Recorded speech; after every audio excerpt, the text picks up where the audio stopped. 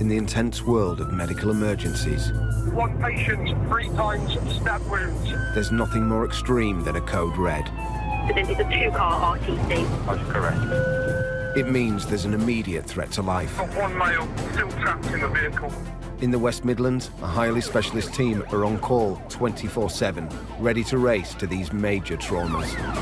ETA 4 minutes. By road and air, 03, we are lifted from Cosford. responding to the most severe 999 calls, Open up the Lucas device over there for me. day and night. All right, well done. From car crashes Yeah, just need to check. to stabbings. We're going to put some oxygen on your pal. Here, where time is critical, lives will be saved. On roadsides, in back gardens, and inside homes. Okay, coming off the chest. These emergency doctors and paramedics use cutting-edge trauma techniques and surgery normally only seen in operating theatres to save people from almost certain death. Sorry, mate. I know, mate. I know. We're going to sort you out. Filmed over 2 months with the critical care team, Ready, set, slide. we captured every vital second as these specialist crews work to save lives. On roll, ready, steady, roll. Tonight, He's got a traumatic brain injury. a head-on collision leaves a man fighting for his life. We have to presume he's bleeding in his brain. Multiple stabbings in a nightclub. Hey, right, my name's back with the ambulance, mate, all right? A child has a deadly allergic reaction. Can you do this medical alert? This swelling is getting more pronounced.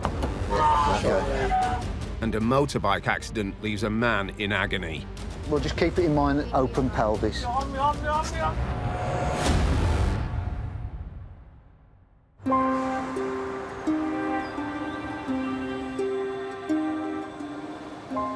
So I've checked the critical care drugs. I'm happy with those. Lovely. You've got all your armoury there, Mark. That's fine, I'm happy. It's Saturday night in Oldbury, and Dr. Mark Nash and critical care paramedic Colin Apps are about to start a 12-hour shift.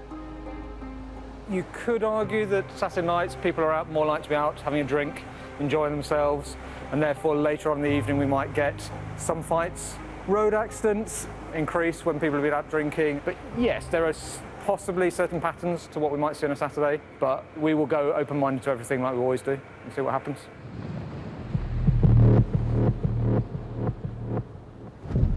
Ambulance service. Is the patient breathing?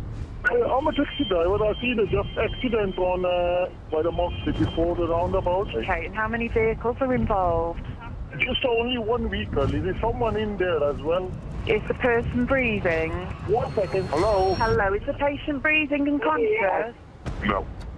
There's one patient. He's grunting. His hands are cold. Is he awake? No.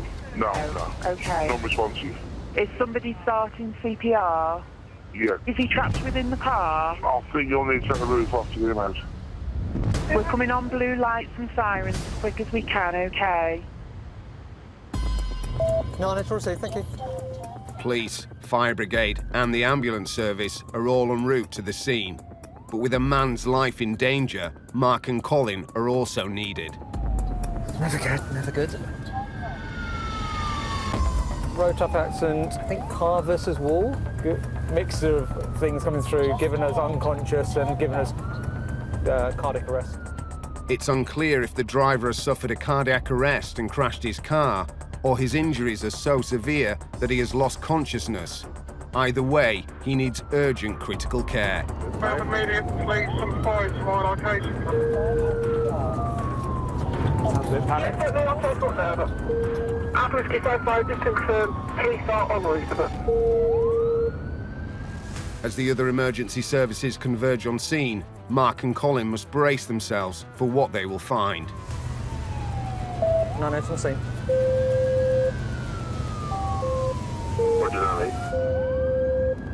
So there are cars in front of this thing. Just be aware there's people there. Yeah.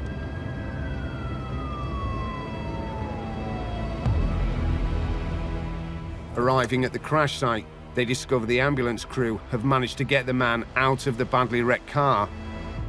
The dashboard is completely crushed and the horn still blaring.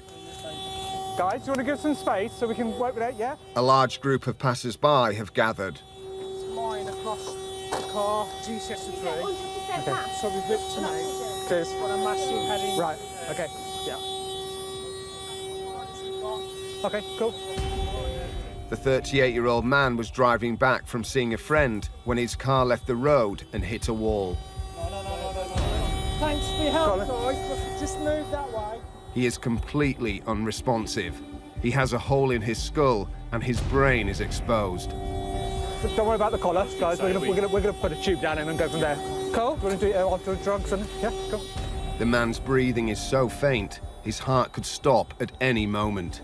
Mark's only option to try and stabilise him is to put him into an induced coma so he can take over his breathing.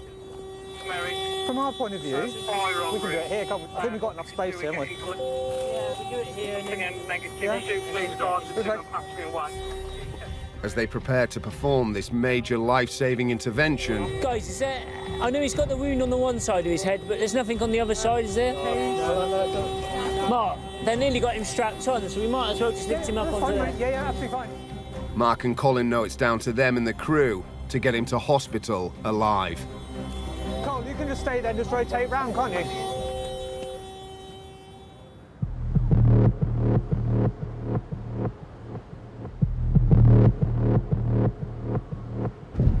Ambulance service, the patient breathing. I've got two stabbings. Yeah, two stabbings. One is stabbed in his back. One of my bridges is passing out. Sir, listen to me. I don't know if I'm to breathe. Please help me, man. My bridges are tight, man. Please. So guys, so yeah, we got that stabbing. It's a double stabbing in Wolverhampton. We're running at a channel 81. If you're over the clear and start heading that way, that would be great. Yeah, send it on us, mate. We're good to go. I'll change over channel now. Police and ambulance have been dispatched to the nightclub where the attacks have taken place. Reducing the number of deaths from stabbings is one of the critical care team's main objectives. So paramedic Ian Locke and Dr. Ravi Chauhan are also en route. The fight is still going on at this location, so offenders still on scene, fight going on in the background. For Ian and Ravi, being called to a stabbing is far from unusual. In the West Midlands, there are around 60 stabbings a week. Well, so the update from there is there's a large fight and reports of 2 people stabbed. The fight is apparently still ongoing. So. With the attackers still believed to be on scene, Ian and Ravi wait until the police give them the all clear.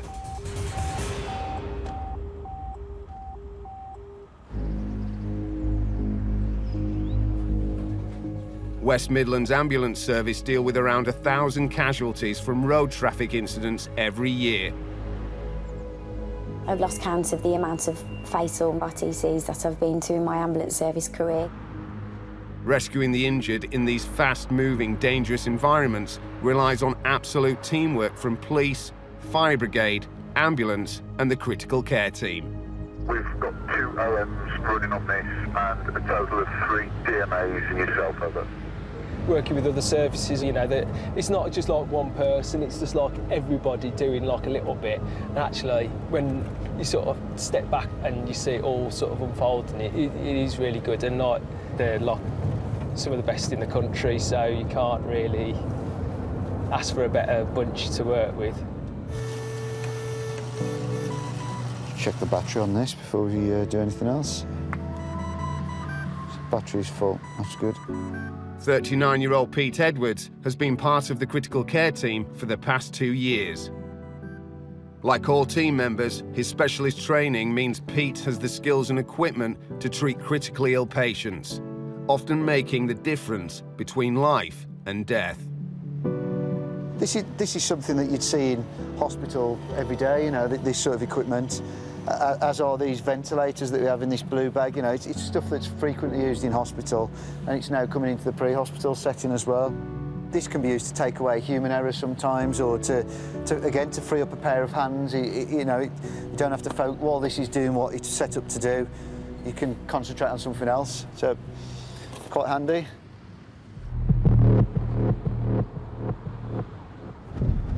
Ambulance service, is the patient breathing? Yes, he is breathing. A motorcyclist has been thrown off his motorbike. literally in the other lane. His bike at the central reservation is actually in the opposite side of the road, going the opposite way. He's not moved since he's been knocked over. No. And he's still in the other lane, he's still in the middle of the road. He is. He's in the middle of the road, lying on the floor in the oncoming traffic.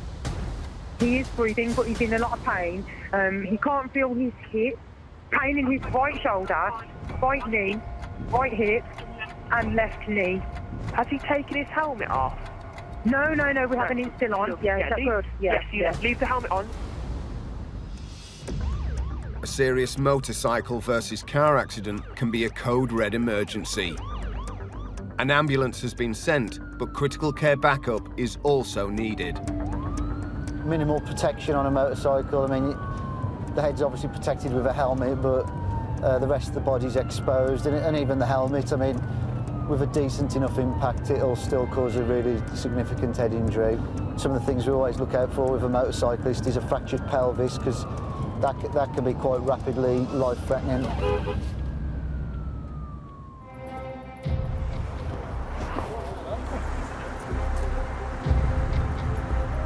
How you doing, all right? So we've got Ian here. Ian. Hello, Ian. I'm Pete, one of the CCPs.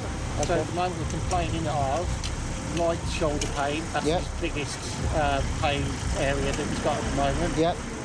Right hip, left knee. On the busy A34, a car caused 53-year-old wire fitter Ian to hit the curb, throwing him off his bike across the grass verge, narrowly missing the oncoming traffic. I know it's painful. I'm ever so sorry. We need to get you out of the cold. We're just going to lift you up, get you in the warm, we'll get you something for the pain, mate, all right? He's come quite a distance off his bike. The ambulance crew members have immobilised Ian's neck and spine. If he has broken his back, moving him risks damaging his spinal cord and leaving him with permanent disabilities. I'm just going to let control know what's going on from the scene. 7062. Number of patients is 1 motorcyclist. So far complaining of pain in his right hip and right shoulder. We're just going to get him on the vehicle. We'll do a proper assessment once on board and get you an admit shortly. Cheers. You all right, mate? Do you know him? Is he your dad? He's all right, OK? We've just got to have assessed. He's been knocked off his bike, but he's talking to us, he's conscious. Ian's concerned son has arrived on scene. He was called by one of the witnesses to the accident. Don't worry, we're going to look after him, all right? And we'll get him sorted. Ian, mate, where's the most... The slightest movement has Ian screaming in agony. The signs are this could be a very serious injury. At the moment, I'm concerned about his pelvis because he's complaining some pain in the hip on the right side. If anybody's in a position to start while they're stripping off, get some obs. Shall they? OK. We'll just keep it in mind, open pelvis. An open book fracture of the pelvis is one of the deadliest injuries because the pelvis contains major blood vessels which, if damaged, can lead to significant blood loss and cause the patient to go into shock and die. Yeah.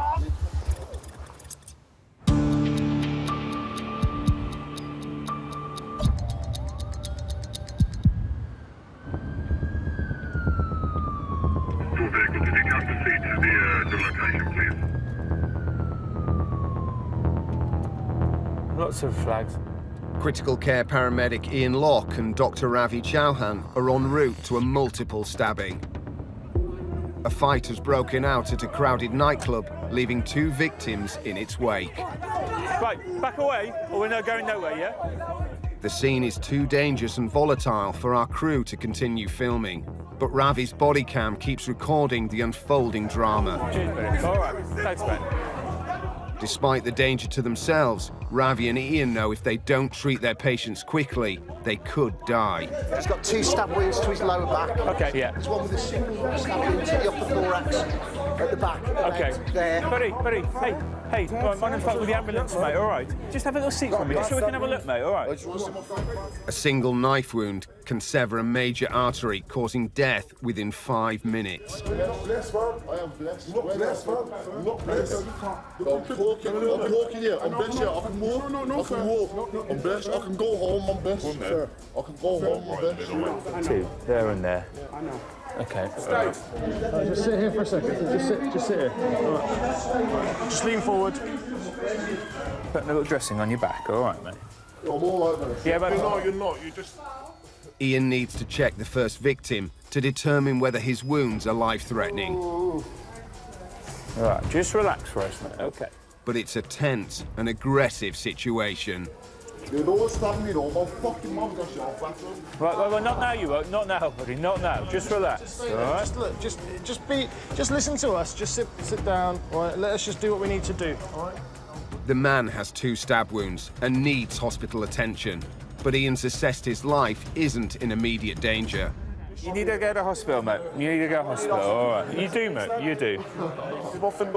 Yeah, we're just going to go and look at him, mate. They move on to find and assess the other stab victim. You all right, mate? Okay, yeah. What's happened? So he's been stabbed right now. Okay, fine. Just take this off for a second, mate. What way there was? Huh? Just 1 second, please.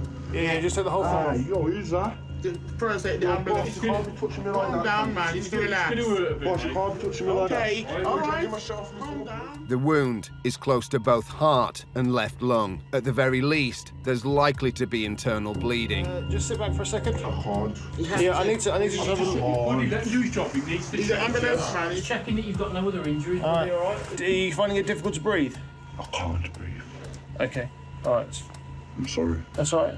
Sorry, I need you to sit back for a second. Whoa, why there? No. Boss, it hurts. Okay, it hurts on this side, yeah? Hurts. Okay, take a big breath in. I ain't from paper. Okay. The wound may only be an inch wide, but Ravi knows it could have caused significant damage. Keep that on for a second. You all right walking out? I don't know. All right, I'll get you a chair. If you get a chair, mate. He's got left side. Okay. He's got worsening like surgical emphysema, starting to swell around his back. Okay. Ravi suspects the knife has punctured his patient's lung, a potentially fatal condition that could cause respiratory failure. Listen, what I need you to do, I need you to get into this chair. Right, we need to get into the ambulance quickly. All right. All right. Sit back. 2 stab wounds, here and here. 1 stab wound right arm. Issues, he's been GCS15 throughout. Last blood pressure was that. He's had a gram of TXA, he's got IV access there. He needs to go on the back, he needs to go up to QE. I'll get some fluids and keep an eye on him. Outside, Ian hands over 1 victim with multiple stab wounds to the ambulance crew. Should we go with that one? Both he and Ravi will travel in the other ambulance with the more seriously injured victim.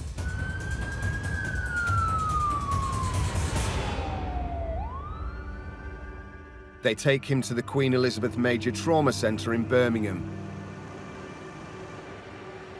He is one of 5 stabbing victims that are treated here every week.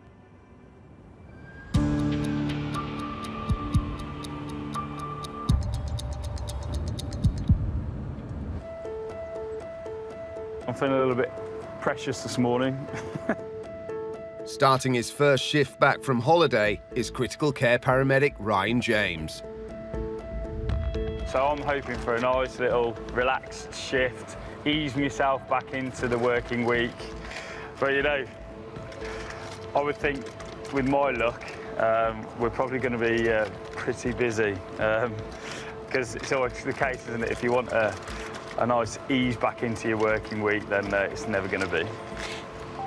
7062. Just checking you there, you checked and all of that business over. Yep, I'm here, matey. Good to go. Look after me today. It's my first day back off my holiday. Received.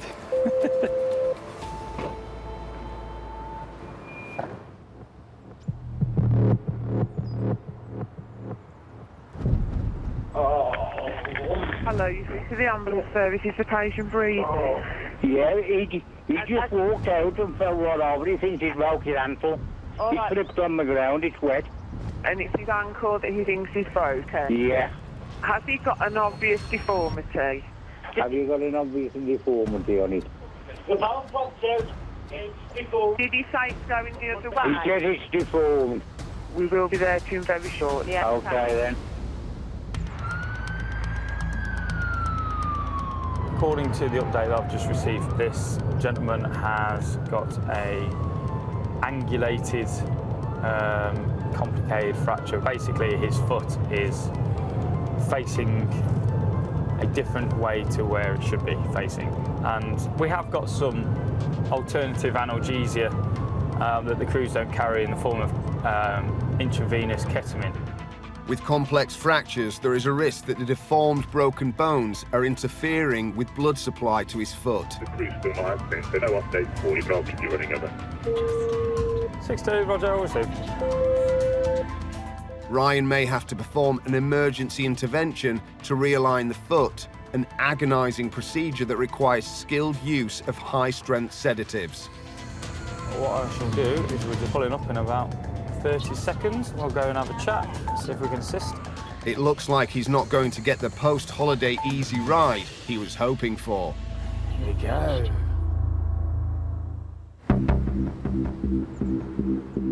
The critical care team and Midlands Air Ambulance serves a population of over 6 million people.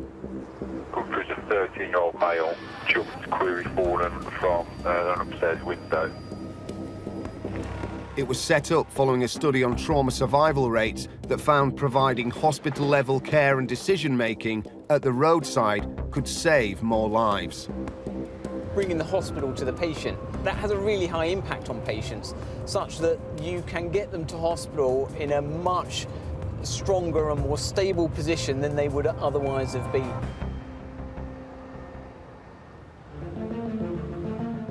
In Wednesbury, 8 miles northwest of Birmingham. Right, guys, so current plan, you're doing a grand job. What we're going to do in a minute is we're going to go up onto the trolley there. Dr. Mark Nash and critical care paramedic Colin Apps are trying to save the life of a 38-year-old driver who is unconscious with a serious head trauma and may be suffering from a potentially fatal bleed on the brain. Colin's going to be on the right-hand side with all the airway kit. What we're trying to do is we'll just move the monitor down to be alongside. Is that okay? Does it make sense? Yeah?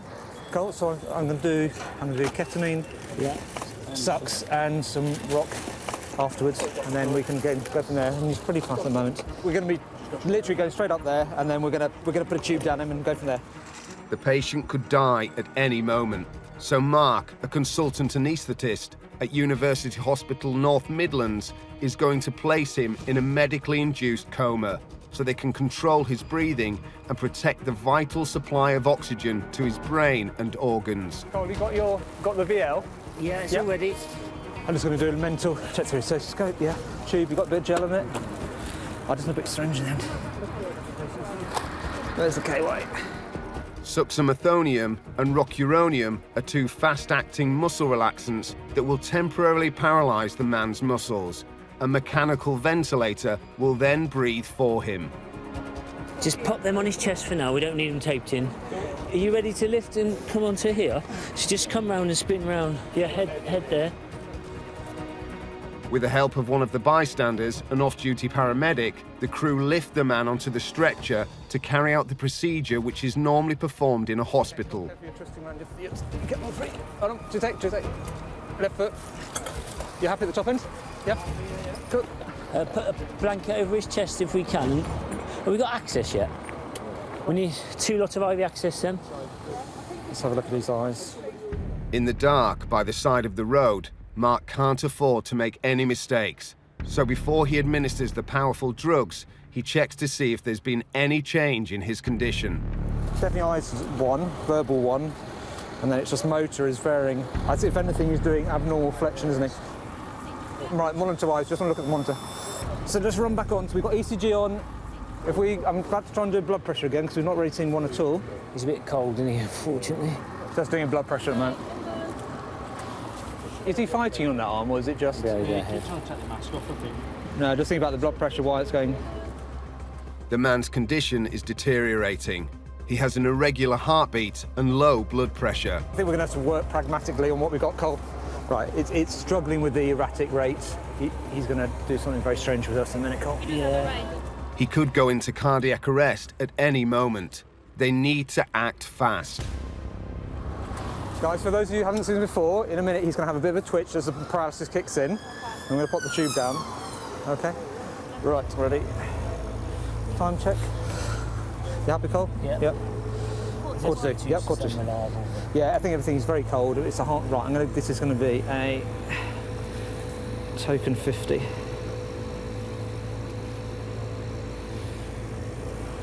Okay, and sucks is going through now. The dose of sucks will take a minute to take effect. Okay. It's quite swollen now. Let me know when you're ready to... Yeah, that's the drug kicking in. Quite slow circulation, right, actually. As the drugs kick in, the muscles in the man's arms convulse. He is now completely paralysed, unable to even breathe for himself. Okay, all yours. Colin now has 5 minutes to get the breathing tube in place and start ventilating him, otherwise he will die.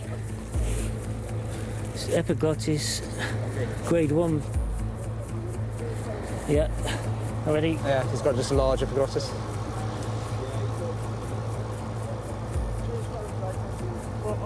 Okay, bougies through, ready for the tube. The effect of the paralysing drugs lasts for less than 30 minutes, so it will need constant monitoring to avoid any conflict between his body's natural breathing and the ventilator. Just hold the tube for me, mate. We'll go with 820 at the teeth. Okay, got the tube. Yep, tube. Bougie out. Okay, right. Again, yeah, got good movement. Okay, I'm coming off the cricoid. I'm going to give him some rock because I can feel him moving already. Colin will squeeze air into his lungs manually until he can be attached to the ventilator. The rock's in. Okay, happy? Yeah. If we can start wrapping him up. So have your fluids at the top there, aren't you? Yeah. So let's start keeping the warmth in if we can do. Suction can come away. Yes. Right, happy there, Cole? Yeah. Thank you. Yeah, thank you. Guys, anyone seen anything we've missed? So we're happy, airway secure, we're breathing nicely. We are. Okay, Sats are still very erratic. I don't think we can make any comment on that at the moment, it's too cold. All right, we'll get him on the ventilator as soon as he's in the back of the ambulance then. You ready? Well, how far is it to QE from here? 20 minutes. Mark and Colin will travel with the patient to provide critical care throughout the journey. So, male, unclear of the mechanism. There seems to be cars involved. Mark updates controls so they can alert the hospital. He has, looks like an open brain injury. As far as we can see, there's an injury to his back of his head, which definitely was a flap of skin, and so he's got a traumatic brain injury. So we have to presume he's bleeding in his brain. So he's now been RSI'd. ETA, I think we're going for 15 minutes. We'll say 15 minutes. 15 minutes out, Mark administers another dose of the muscle relaxant combined with a sedative. At this moment in time, we don't want him to be straining against any of what we're doing. We just want to keep it nice and steady and flat. The numbers we've got on the screen are perfect for us at the moment, and so if we can keep him just the way he is until we get to hospital, then that's better for us, better for the patient. They can then reassess. Once they've got the scan, they can make a decision what they're going to do after that. Arriving at hospital, time is critical. The man is taken directly to the emergency doctors.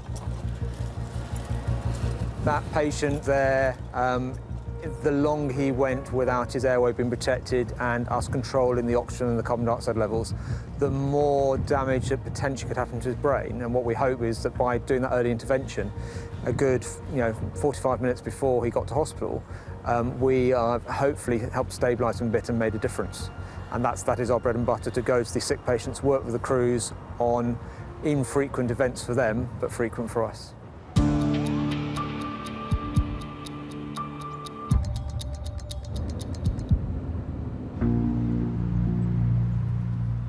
12 miles away in Cosley, hello, critical care paramedic Ryan has just arrived at the home of a man who has badly broken his ankle. The bones are protruding through the skin.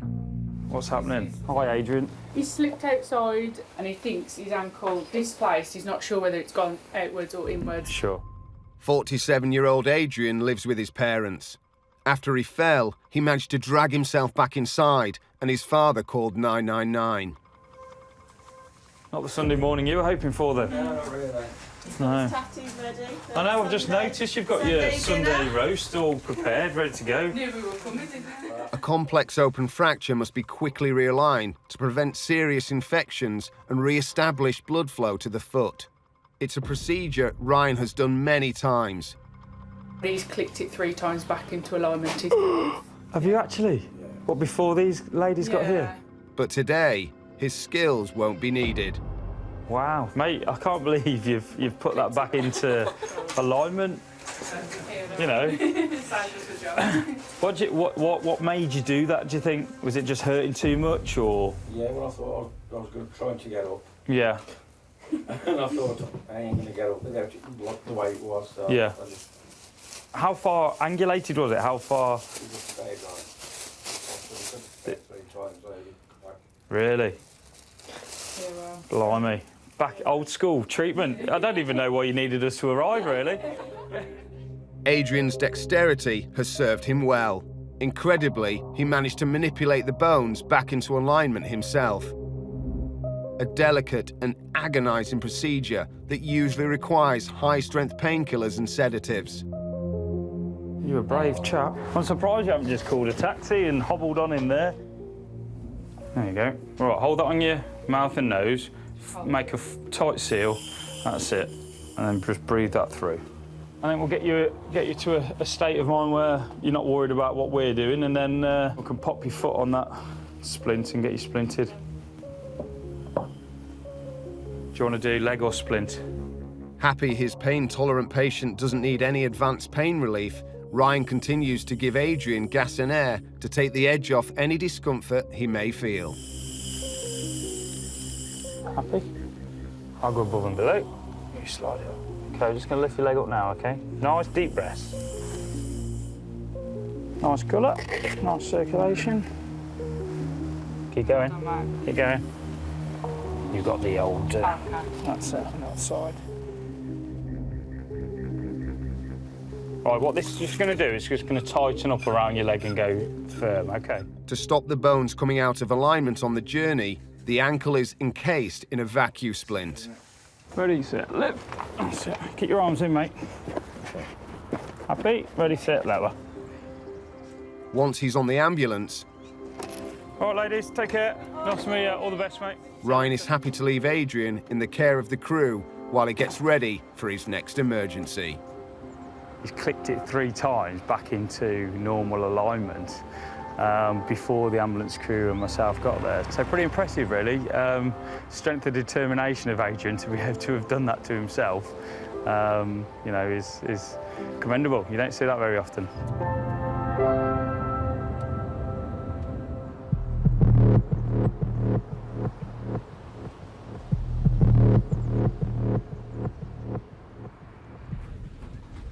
Ambulance service, did the patient breathe in? Yes, it's my 2-year-old daughter. And what's the reason for the call today? She cannot open eyes, full swelling on her face. And it's her whole face that's swollen? Whole face, especially eyes. Now she wants to sleep. Okay, if you pick her up, does she go limp or floppy like a rag doll? Oh, yes, everything. Yeah. Everything's floppy? Yeah. Okay. Has she had a very severe allergic reaction before? Never, ever. We have got that help coming as quickly as we can. Desperate. Patient has bilateral wheezes and evidence of facial swelling. So have we got any history on this address, what they're allergic to, ever? Can't see anything in the video, mate. No worries. An ambulance has been dispatched to the address, but a 22-month-old child suffering severe allergic reaction is a code-red emergency, so critical care paramedic Steve Mason has also been scrambled. If they've got facial swelling, you need to be concerned about, you know, the airway being closed and then that compromising the patient, because obviously they haven't got an airway, they can't breathe, and there's some abnormal soundings on this patient's lungs. So a wheeze can indicate that, you know, the airways are quite tight and constricted. So, well, it can be life-threatening. The child's worried mother has reported her breathing is laboured. Steve knows in these emergencies every second counts. Ian, have you got any medical problems? No. And have you got any allergies? No. Can you lift your right leg up a little bit? Yeah? Nice, okay.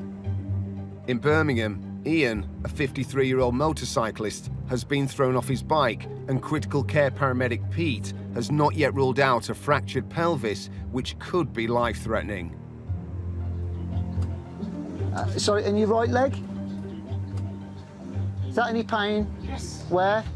Here. Okay. Up here, mate. I suspect it's more hip at the moment. He's moving all his limbs, he's lifting his legs, which is because we were concerned about his pelvis, but he can lift his legs, which I think that's a positive sign in terms of hopefully it's more hip than it is a true pelvis injury. But where's that pain, Ian, in your hip? Yeah, you see that there. And again for me. Yeah. Ian, can you turn this foot, can you turn it to the side? He's able to rotate it. Yeah. And this one, and can you try and lift it again a bit? That hurts. Where about?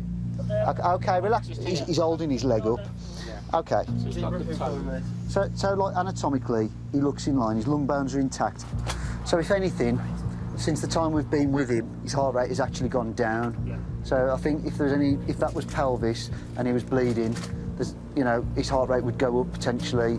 He'd look pale and sweaty. He's not. He can lift both legs, and I think the pain is more on the side. So I think that's more hip than it is a open pelvis. Pete doesn't think this is a life-threatening open book pelvic fracture, but without the benefit of an X-ray, he can't rule out any other fractures. That's it. I'll keep his. Pull him out. There's another one here. Yeah. Which one, right? Ian's right arm and shoulder are giving Pete cause for concern. Bear with us, Ian. Is it the shoulder, Ian, that's the worst? Ian? Yeah. It's the shoulder, yeah?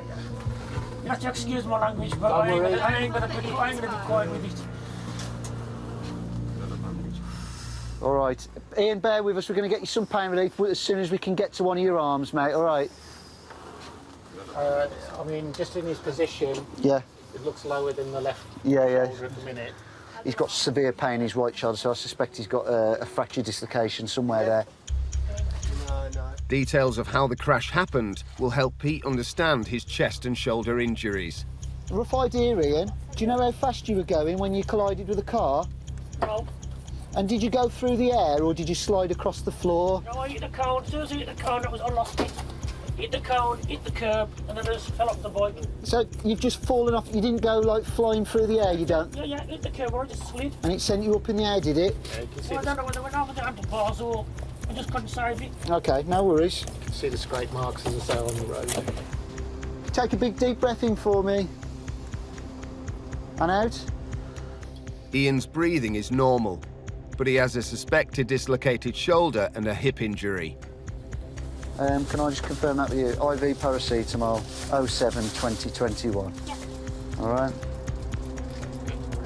Okay. And we found no other injuries, have we? Pete contacts control, who will alert the hospital of Ian's arrival. So yeah, what I'll probably do then, we'll send him to Sandwell, and I think I don't need to travel. Bye-bye. Okay, I'll leave you to it. All right, nice. Thanks a lot. All the best, Ian. Take care. See you now. He did have a lot of protective gear on, which is a good thing, but we still have to be really cautious about injuries and, have a high suspicion. We're a bit concerned about his pelvis, but what we class as a true life-threatening open pelvis fracture, I think that's unlikely in his case. If he's got a shoulder dislocation or a fracture, we're going to get him to the nearest hospital, which is a trauma unit, so they'll be able to deal with him.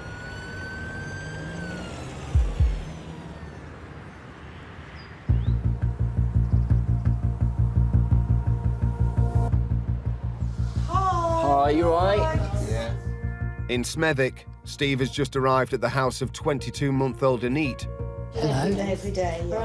who has a wheezing chest and an increasingly puffy face. It's got a lot worse in the 10 minutes. What has she sort of been allergic to, do you know? All indications of a serious allergic reaction that needs emergency treatment. The only thing that she's had is Weetabix. Weetabix, okay. We don't know anything else to obviously what it could be, but she had Weetabix last week and was fine, wasn't she? Every day she had Every day, yeah. Rivina she had every day, so both things normal, never. Has this happened before at all, or? No, my No. other daughter had this reaction before, because she had a reaction from nuts, but not she, never had. Okay. After her usual breakfast, Anit's face started swelling and she became worryingly subdued, so her mum rang 999. So we're happy with her sats at the moment. Yeah. So I think what we'll do, because unsure what's going on, if we just head to the children's now, yeah. Although Anit seems very calm, allergic reactions in children can quickly escalate from mild itch to life-endangering anaphylactic shock. We'll just take her in. I just said it is quite a bad reaction, you know. Okay, jump on. Well, there's nothing to worry about, Mum, okay? I'm just going to take him to the right hospital, just for be assessed, okay? Okay. Yeah, whenever you're ready, yeah. Can you sit there, please, Mum? Is that okay? If her condition worsens, the best place for Anit to be is in hospital. So Steve decides to get her there as quickly as possible with minimum fuss and intervention. Oh, dear me. Can you do this medical alert, please? He will make the 3-mile journey to the nearest children's unit with Anit, calling control to prep the hospital for her arrival. A 22-month-old. She's developed a sort of swelling to her eyes and to her sort of face area. This swelling is getting more pronounced, so we're just going to alert back into Sandwell, please. And we'll be at Sandwell in how long? In about 5 minutes.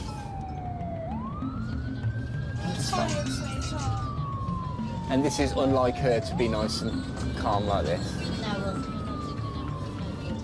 Yeah, so her eyes have developed since I've been here a little bit, yeah. It's developed quite a bit. Yeah. She just looks a bit uncomfortable with all the itching.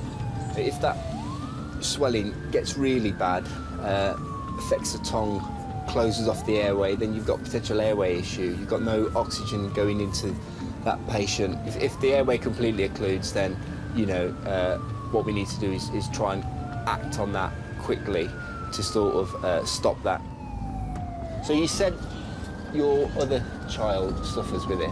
Yeah. What has she been diagnosed with anything at all, or? She had allergic from nuts sometimes. Nuts? This kind of allergy I seen on her. Okay, and does she carry an EpiPen around with her? And She's normally fit and fine, so nothing never. Just once she had allergy from that. Okay, no worries. In the last 5 years, the number of children hospitalised with life-threatening allergic reactions rose by 72%. I'm concerned that she's got some swelling going on, so she's got a reaction to something. So whatever's going on, you know, it is looking at. She's a bit uncomfortable because she's scratching. You like Canada? Arriving in hospital, Anit is carried through to the waiting paediatric doctors. Really, with that patient, I think the more we would have done to her, the more stressed she would have become. So, hands-off approach, let her watch something on the phone, and she was nice and calm all the way in. Then we just got her in, which was great.